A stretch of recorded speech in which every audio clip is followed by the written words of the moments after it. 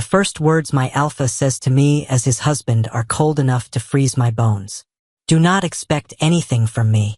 Damien Blackwood doesn't spare me a glance as he speaks. His voice is low, steady, and cutting, just loud enough for me to hear but quiet enough that no one else notices. Around us, the elders continue their droning speeches, praising our union as if it is anything more than a contract written in bloodlines. I stand beside him, my hands folded neatly in front of me, my shoulders squared. My father drilled it into me to never slouch, never fidget, never show a single sign of weakness. The perfect Omega does not tremble on his wedding day, even if his alpha refuses to touch him. A cup of ceremonial wine is placed in my hands. I lift it to my lips, the bitter taste burning its way down my throat. Damien does the same, though his movements are mechanical, his expression carved from stone. The bond is sealed. The Black Wolf tribe elders cheer. Their voices echo through the hall, rising in celebration. I lower my gaze, swallowing against the hollow ache in my chest. I knew this would not be a love match, but still I had hoped. A single word of acknowledgement. A look, a moment where I was not just a pawn. But Damien sets his cup down without a word, without even a glance in my direction, and turns away. I stand alone in a room full of people. Tonight, I will sleep in my alpha's home, but I have never felt further from belonging. If silence could kill, my home would be my grave.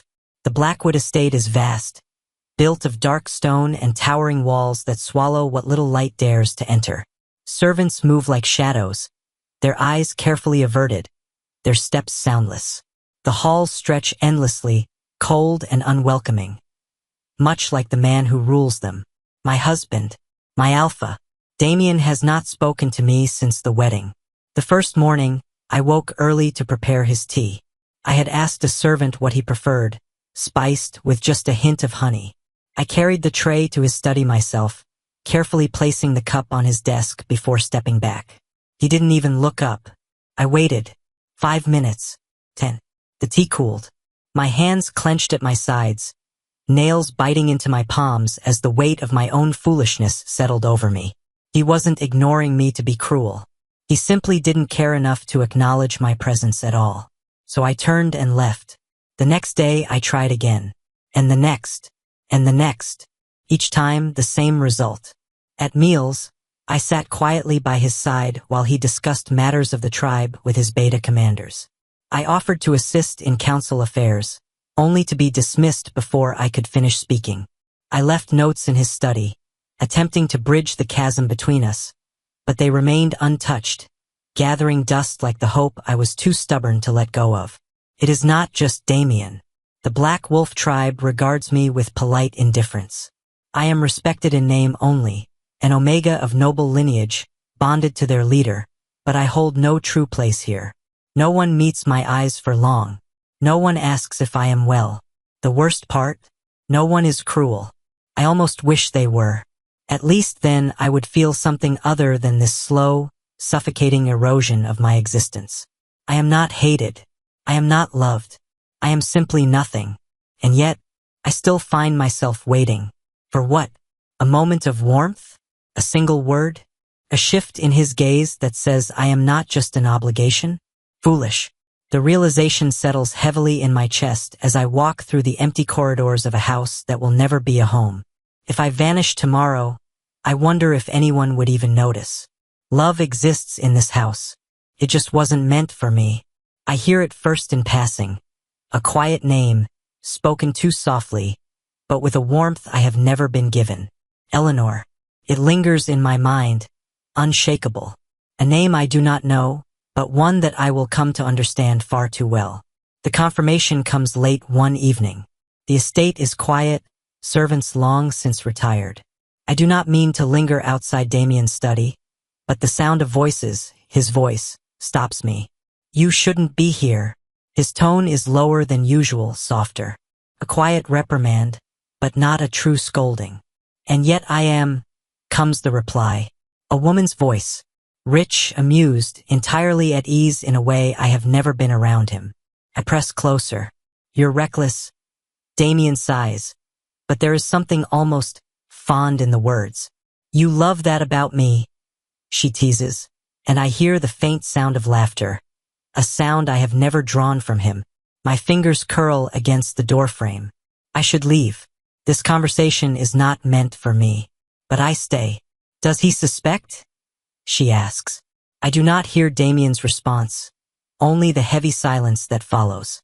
That silence tells me everything. I have spent weeks trying to please a man who never once considered me his. While I waited for even a scrap of kindness, his heart belonged elsewhere. To her. I step away from the door, my breath unsteady, my chest tight. The reality of it crashes over me, swift and merciless. Damien was never indifferent. He was simply waiting. Waiting for the moment he no longer had to pretend I mattered at all. I knew it.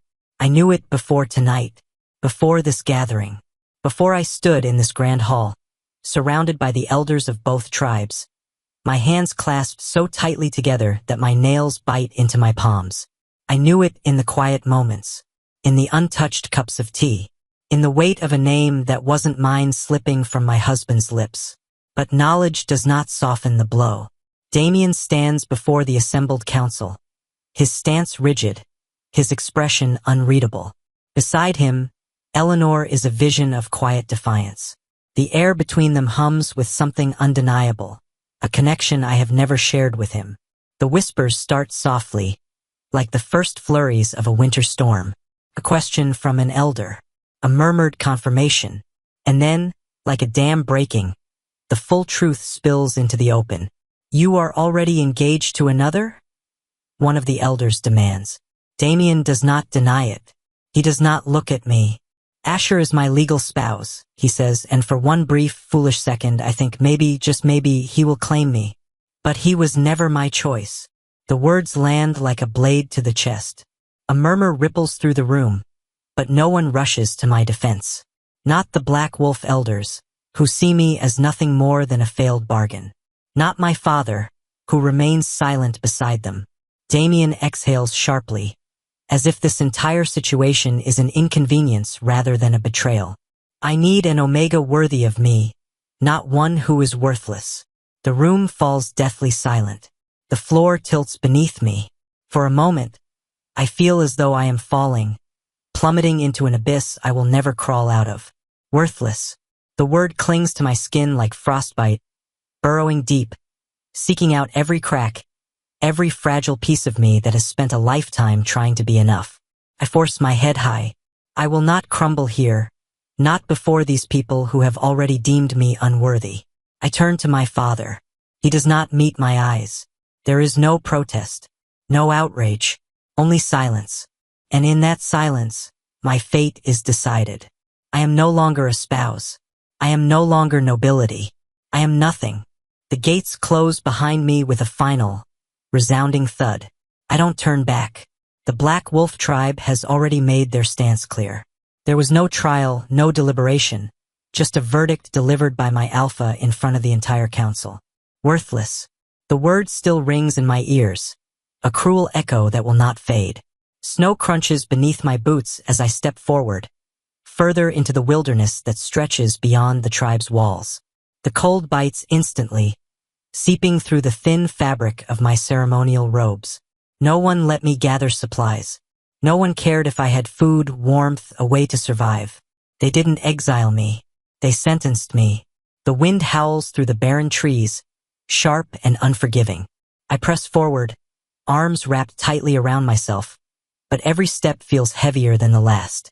I don't know where I'm going. I don't know if I'm going anywhere at all. By the time night falls, my body is trembling violently. My fingers are stiff, numb, my lips cracked and dry. I try to keep walking, but my legs buckle, sending me crashing to my knees in the snow. I should be afraid, but there is no fear left in me, only exhaustion. I stare at the sky, at the endless expanse of stars above me, and wonder if this was always how it was meant to end. Not in a battle, not in fury or defiance, just fading away quietly, unseen. A fitting fate for an Omega no one wanted. The cold creeps higher, curling around my ribs, pressing into my lungs. My vision blurs, darkness pressing in at the edges. I let my eyes drift shut, my body too tired to fight anymore. Let it be quick. Let it be quiet. Just let it. A shadow moves. A crunch of snow. The warmth of a hand pressing against my cheek, rough and calloused. A voice, deep and steady, cutting through the haze. You're not dying today, Omega. Then darkness. Warmth is the first thing I notice. A stark contrast to the biting cold that had settled deep in my bones, wrapping around me like a shroud. My fingers twitch against something soft. Fur blankets, thick and heavy. A fire crackles nearby, the scent of burning wood filling the air. I am not dead. The realization is slow, my mind sluggish as I force my eyes open. A wooden ceiling greets me, beams rough-hewn and sturdy. This is not the Black Wolf tribe. I shift, and pain flares down my limbs, dull and aching. A groan escapes before I can stop it. You're awake. The voice is deep, steady. I turn my head, blinking until my vision clears. A man sits in the corner of the room, watching me with unreadable eyes. An alpha. His presence is commanding but not suffocating. His frame broad and powerful. He wears a cloak lined with thick furs, and his posture is relaxed, but there's an alertness in the way he studies me. Where? My throat is raw, my voice barely more than a whisper. White Wolf territory. He doesn't move, but something in his gaze shifts. An assessment. You nearly froze to death. White Wolf tribe. The name stirs something faint in my memory. A tribe unlike the others, one where Omegas were not bound by the same rules, where hierarchy did not dictate worth. A place of outcasts and warriors. I swallow, my body still weak. Why? Why did I save you? The alpha leans forward slightly, elbows resting on his knees. Because I don't leave people to die in the snow. Even Omegas cast aside by their own. There's no pity in his voice. No mockery. Just fact. I don't know how to respond. No alpha has ever looked at me without expectation, without some claim, some ownership in their gaze. But this one, what's your name? He asks. I hesitate. My name meant something once. Aloran. A noble Omega. A Blackwood spouse. But now, I press my lips together. Then quietly I answer. Asher. The alpha nods as if weighing the name, then simply says, Cyrus Whitmore, alpha of the White Wolf tribe. The fire crackles between us. He does not offer reassurances, does not tell me I am safe now, or that things will be all right. Instead, he watches me for a long moment before speaking again. You have two choices, Omega. His voice is calm, but there's something unshakable beneath it. Lie here and fade, or get up and decide what your life is worth. His words settle in my chest, a challenge and an offering both. I do not answer, not yet, because for the first time since I was cast out, the choice is mine. My body is weak, but my hands refuse to be empty. Days pass in a slow, steady rhythm. My strength returns in fragments. First the ability to sit up without my head spinning, then to stand without my legs trembling. I eat what is given to me, drink the herbal tonics pressed into my hands by quiet, efficient healers. The White Wolf tribe is nothing like the place I left behind. There are no looming stone walls, no rigid hierarchy that forces heads to bow in submission. The people here move with purpose, but not under fear. Betas speak to alphas without hesitation. Omegas walk freely, their eyes bright, their hands full, not with the burdens of pleasing someone else, but with the work they have chosen for themselves. It unsettles me. I have never lived in a world where I was not expected to serve. Cyrus visits often. Always brief, always direct. He does not smother, does not linger needlessly. But his words stay with me long after he is gone. If you want a life, Omega, you have to build it. First, I do not know how. What does an Omega with no husband, no name, no home do? One morning, I wander to the communal hall, drawn by the scent of freshly baked bread. Inside, the air is thick with warmth, steam rising from pots, voices weaving through the space in quiet conversation. The cook glances up at me, then nods toward a basket of herbs. If you're going to stand there, make yourself useful. I hesitate. No one has asked for my help before, not like this. Not because they demand it, but because they expect I can. My fingers curl around the cool stems of wild sage. I have not cooked in years, but the movements return easily. Stripping leaves, crushing them between my fingers to release the oils, sprinkling them into a simmering pot of stew, stirring slowly, the scent deepening with something rich and familiar. The cook tastes it, then nods in approval. Not bad, not praise, not flattery, just recognition. Something inside me stirs. A slow, fragile ember. I do not know who I am in this new place, but for the first time I think maybe I want to find out. They said I was worthless. Now, people line up for a taste of what I create. Steam rises from the sizzling pan in front of me, carrying the scent of roasted game and wild herbs through the air. The marketplace is alive with movement, voices calling, boots crunching against packed snow.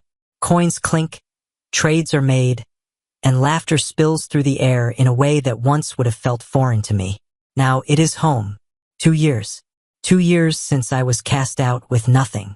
Since I woke up in the White Wolf tribe, weak and empty, unsure of where I belonged. Now I own something. Not through a name I inherited, not through a bond forced upon me, but through my own hands, my own work. Asher, another order. One of my workers calls. I move swiftly, plating the meal with practiced ease. A hunter from the northern clans sits eagerly at one of the wooden benches, watching as I slide the dish toward him. His first bite is tentative. Then his eyes widen, and he lets out a pleased grunt. By the gods, this is good. I nod, wiping my hands on a cloth before turning to the next customer. I recognize them, a trader from the Grey Wolf tribe, one of many who have started passing through these lands. My stall has become well known, a place where travelers stop not just to eat, but to experience something new. Once, I was an Omega who lived in silence. Now people call my name. Excuse me. A hesitant voice speaks. I glance up to find a young Omega standing before me, clutching a basket tightly in their hands. Their eyes dart nervously, their posture tense. One I recognize all too well. Are you really from the Black Wolf tribe? A beat of silence. I study them, noting the way their shoulders curl inward, the way they wait for an answer as if it might determine their future. I set down my knife. I say evenly, not anymore. The tension in their frame eases just slightly. I do not ask their story. They do not need to tell it. I already know, because 2 years ago I was them. I nod toward the open space behind my stall. If you're looking for work, I could use another set of hands. The Omega stares at me, shocked. Then slowly they nod. I would like that. Another ember, another spark. The Black Wolf tribe tried to break me. Now, their own Omegas seek refuge in the world I have built. I am no longer a discarded spouse, no longer a name attached to another's power. I am Asher Loran, and this time I belong to no one but myself. Cyrus doesn't push. He just stands near, steady as the ground beneath my feet. The marketplace has quieted. Most of the stalls have closed for the night, the hum of the day's business fading into the distant crackle of torches lining the walkways. I stand beside my stall, wiping down the wooden counter, the warmth from the evening's rush still lingering in my bones. I am not alone. Cyrus stands a few feet away, arms crossed, his steady gaze watching the last few traders pack up their carts. He doesn't speak. He never does unless there is something worth saying. But his presence is something I have come to expect. Constant. You should be resting, he says eventually. I huff a quiet laugh, shaking my head. So should you. He doesn't argue, just tilts his head slightly, the barest trace of amusement flickering in his sharp blue eyes. Silence stretches between us, but it is not empty. It is not the cold, aching silence I once knew in another life, in a home that never felt like mine. This silence is comfortable. It does not demand. It does not press. I saw you took in a new worker today, Cyrus finally says. I glance back toward the modest quarters behind my stall, where the young Omega is likely curled up, exhausted from their first real day of freedom. They remind me of myself. I admit, I couldn't turn them away. Cyrus nods as if he understands. And maybe he does. You're making a difference, Asher. The words settle in my chest. Unfamiliar but warm. Not flattery, not empty encouragement, just truth. I exhale, leaning against the counter. It doesn't feel that way sometimes. That's because you're always looking ahead. He turns his gaze to me now, quiet and unreadable. You never stop to see how far you've already come. I swallow, my throat suddenly tight. He is right, of course. I don't know how to stop moving, how to exist without feeling like I must constantly prove. What? That I deserve this? That I belong here? Cyrus doesn't push for an answer. He never does. Instead, he reaches for the small plate resting on my counter. A leftover pastry from earlier, dusted with honey and crushed almonds. He takes a bite, chews thoughtfully. Not bad, he says. I scoff. Not bad? People come from miles away for my cooking, and all you can say is not bad. MMM. His lips twitch, the closest thing to a smirk. I've had better. I narrow my eyes at him. He holds my gaze, unbothered, before taking another bite. The corners of my mouth tug upward before I can stop them. He doesn't compliment me, doesn't coddle, doesn't fill the space with empty words. But he is here, every night, every quiet moment, never asking for more than I am ready to give. I turn back to my stall, brushing my fingers over the worn wood. One day, I'll make something even you can't find fault with. Cyrus hums, setting the now empty plate down. Looking forward to it. He says nothing else, but he lingers a little longer before walking away. I watch him go, something settling deep in my chest. Something steady. Something I do not need to name, not yet, because he is here, and that is enough. An Omega should not lead, they whisper. But they still come to taste what I have built. The marketplace is busier than ever. The scent of roasted meat and simmering spices weaves through the crisp morning air, mingling with the calls of traders and the low murmur of conversation. My stall is no longer just a simple food stand. It has become something greater. A gathering place, a meeting point, a symbol. The first time I noticed it, I thought I was imagining things. But now it is undeniable. They are coming. Not just traders from the Gray Wolf tribe. Not just curious betas looking to sample something new. But Omegas. Omegas from the Black Wolf tribe. They arrive cautiously, their steps tentative, their gazes flicking around as if expecting someone to drag them back. Some still wear the modest, muted garments I remember all too well, clothes designed not to stand out, to blend into the background, to take up as little space as possible. They watch me, they whisper my name, and then, one by one, they start to stay.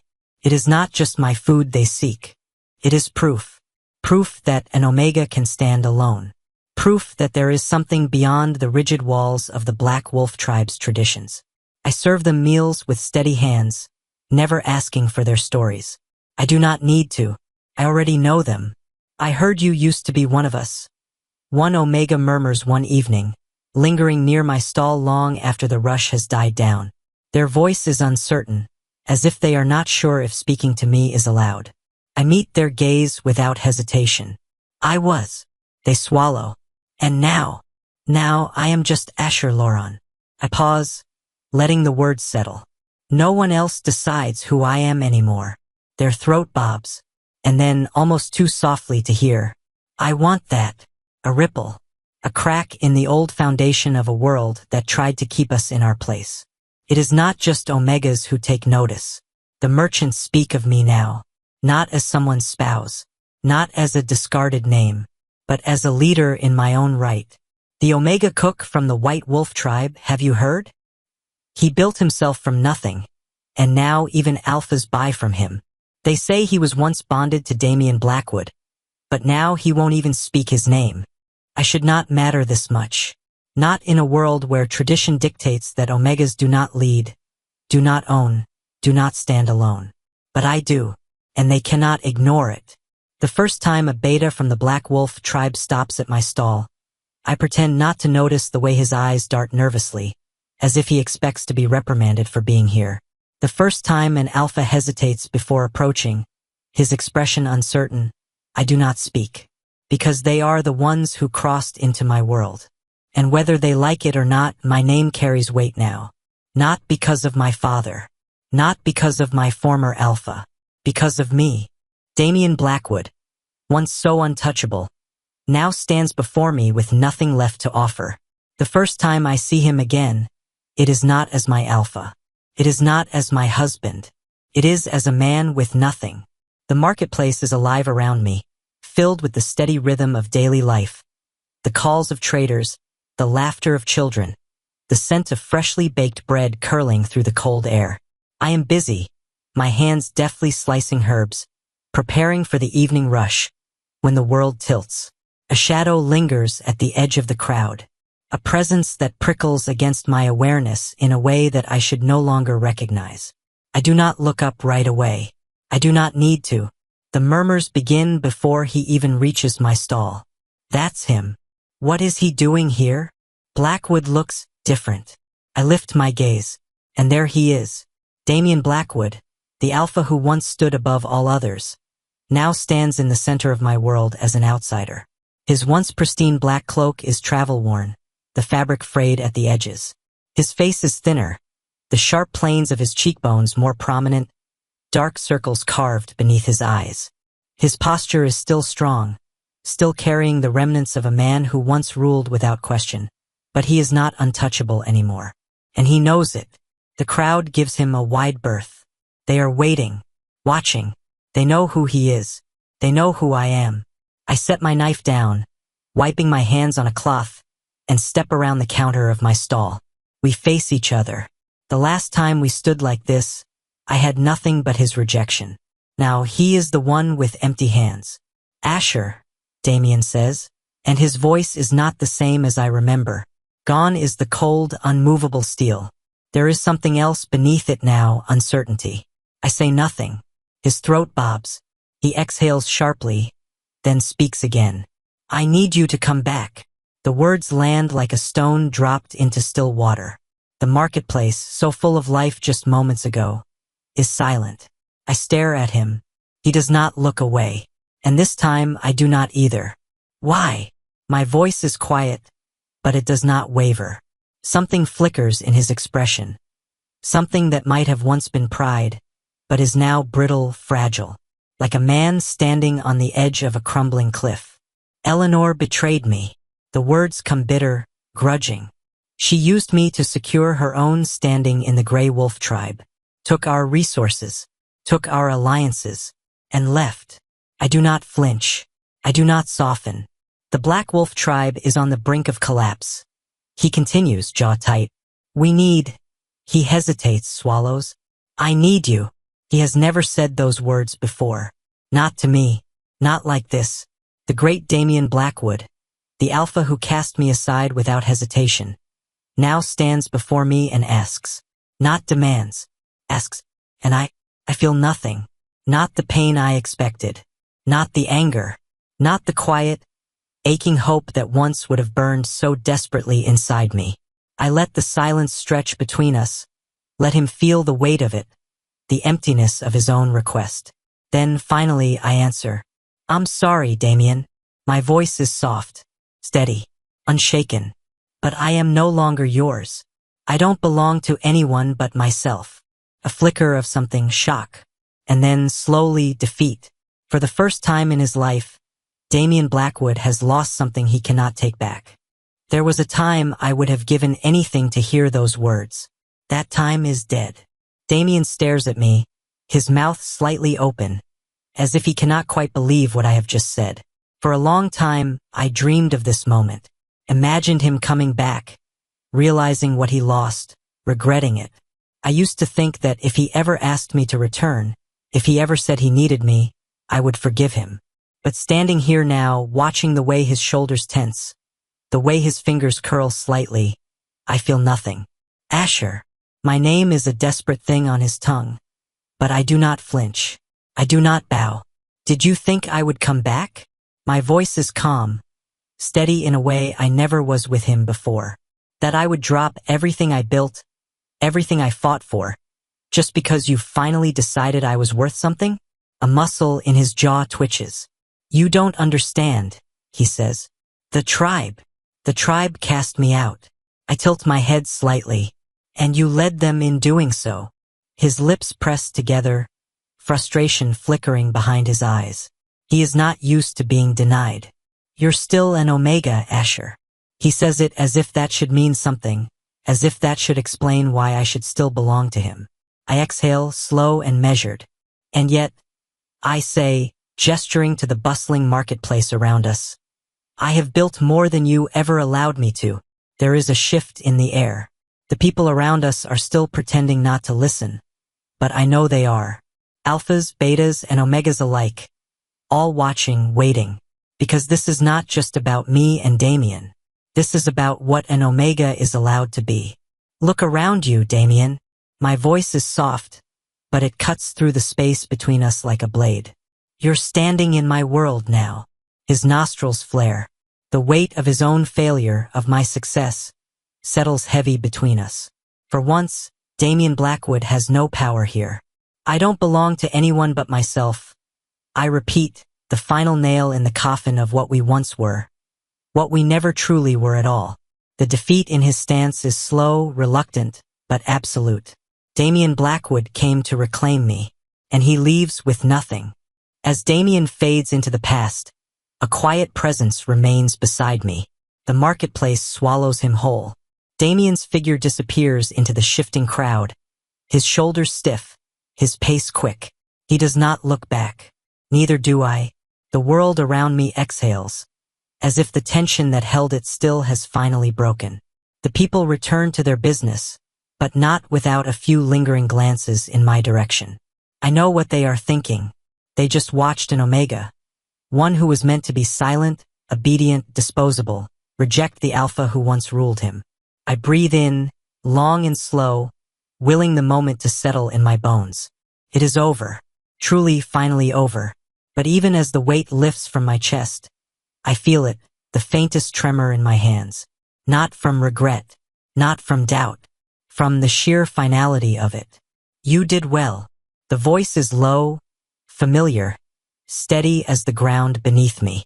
I do not startle when Cyrus steps into place beside me. I knew he was here. He has been watching, waiting, not to interfere, not to shield me, but to be here when it was done. He does not praise me. He does not ask if I am all right. He only stands there, solid and certain, as if he has always been meant to. I exhale, rolling my shoulders, trying to shake the last remnants of Damien's presence from my skin. It felt strange. My voice is quieter than I expect. Cyrus nods. Closure always does. I glance at him, expecting something more. Some reassurance, some validation that I made the right choice. But he does not give it, because he knows I do not need it. Instead, he tilts his head slightly, watching me with that same unreadable patience. Do you feel lighter? He asks. I do. I swallow. I think so. Cyrus hums, as if this answer is enough. Then, in a voice as steady as it has always been, he says, You were never worthless, Asher. His gaze does not waver. You were just in the wrong place. The words settle deep in my chest, threading through old wounds, soothing things I did not realize still ached. I look at him then, really look at him. For 2 years he has been here. Not pulling, not pushing, simply walking beside me. Not because I belonged to him. Not because he wanted to claim me. But because he wanted to see where I would go. I turn back to my stall, my hands steadier now as I pick up my knife. Come back later, I say, the corner of my mouth twitching. I'll make something worth your time. Cyrus huffs out a quiet laugh, the closest thing to a real smile I have ever seen from him. Looking forward to it. And just like that, he walks away. I watch him go, the warmth in my chest steady, unshaken. Damien was my past. Cyrus is not my future. I was given away, then thrown away. Now I choose myself. The morning air is crisp, carrying the scent of baked bread and roasted meats. the distant hum of traders setting up their stalls. The marketplace is alive, not just with commerce, but with change. Omegas stand behind their own stalls, exchanging coin with customers, their hands busy, not in service, but in creation. Betas walk freely among them, shoulders no longer lowered in quiet submission. Even alphas have changed. Some still hesitate when speaking to an omega who meets their gaze head-on. Others have already begun to unlearn what they were taught. The world is shifting, and at the center of it I walk, not as a beggar, not as a discarded spouse, but as its leader. My stall is already bustling with the morning crowd, but I do not rush to take my place behind the counter. Today, I let my workers handle the orders. They are more than capable. Instead, I walk through the marketplace watching the ripples of what I helped build. 2 years ago, I had nothing. Now, I have built something that cannot be taken away. Not by an alpha. Not by a tribe. Not by anyone but me. You're up early. I don't startle at the voice. I knew he was there before he spoke. Cyrus stands a few steps behind me, arms crossed, his gaze sweeping over the marketplace as if he, too, is taking in the change. I glance at him the way he stands. Not in front of me, not behind, but beside. Always beside. It's hard to sleep when there's still work to do, I say. You always say that. There's no criticism in his voice, just quiet amusement. I huff, shaking my head, because it's true. Cyrus watches me for a moment. Then, as if it is the most natural thing in the world, he steps in stride with me. He does not reach for me, does not press closer than necessary, because he knows I do not belong to him. And because of that, I choose him. I exhale, slow and steady. Come on, I say, nodding toward my stall. I have something new for you to try. Cyrus hums, tilting his head. Is it finally worth my time? I smirk. You tell me. Side by side, we walk forward. And this time, I am not walking toward someone else's future. This one is mine. Thank you for watching. If you enjoyed this story, don't forget to subscribe so you won't miss our next video. See you again soon.